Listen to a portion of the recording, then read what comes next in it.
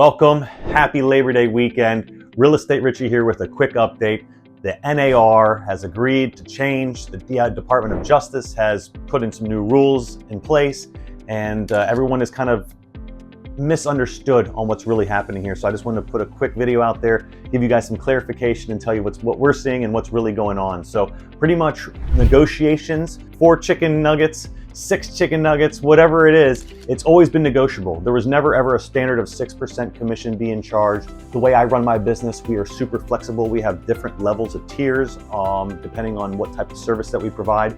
So again, the commission's always been negotiable and nothing else has really changed, except now we're just not allowed to advertise what a seller is willing to compensate a buyer's agent compensation on the MLS. We can still put stuff on our personal websites and we can still put stuff on social media, but as far as the multiple listing service, we're not allowed to advertise a buyer's agent compensation. So what's happening now, what we're seeing is there's 2 things. One, sellers think they don't need to pay a buyer's agent, which is right. They never had to pay a buyer's agent compensation. But like we kind of say, it's kind of like fishing without any bait. And you want to incentivize a buyer's agent to help bring a competent, ready, willing, and able buyer to your home, show the property, not have a dual agency type of conflict. We want to have the buyer to be represented by their own person, and then your listing agent's going to be representing you, holding your best interest at heart and not really sharing much with that buyer. So, and then also a lot of agents out there with the listing commission, they want to represent the buyer and the sell side because they get both the commission, right? So this is just greedy and not very good common practice, but a lot of agents are doing this type of stuff. So what we're seeing now is a buyer's agent will call me if I have a home for sale and ask, is your seller willing to pay compensation? If so, how much, right? And there's 2 things. Either on the new listing agreement, we can say, hey, look, a seller is willing to pay a standard X amount, 2 chicken fillets, or $10,000 flat fee, whatever it is what they're willing to do. Or we say, hey, Mr. or Mrs. Buyer or the buyer's agent, look, my seller might entertain some sort of compensation, but it all depends on what type of offer you're sending us, right? So what I would do is just submit an offer, and with the new offers on the contract, there's actually a paragraph or a certain part of the offer now that has seller paid buyer compensation.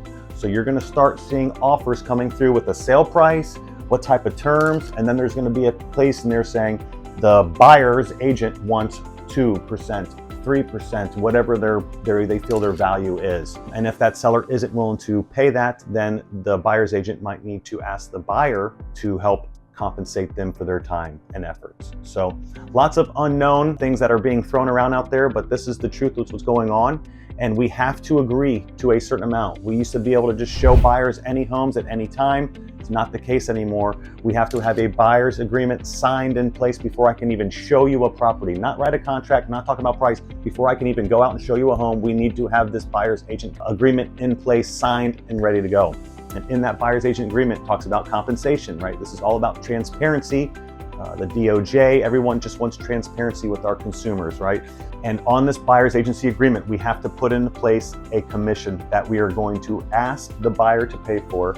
However, we are mostly going to try to ask the seller to pay for. And in the event the seller does not want to pay a buyer's agent commission, then we're going to ask our buyer, hey, for our services and time, we are expecting to get paid this percentage.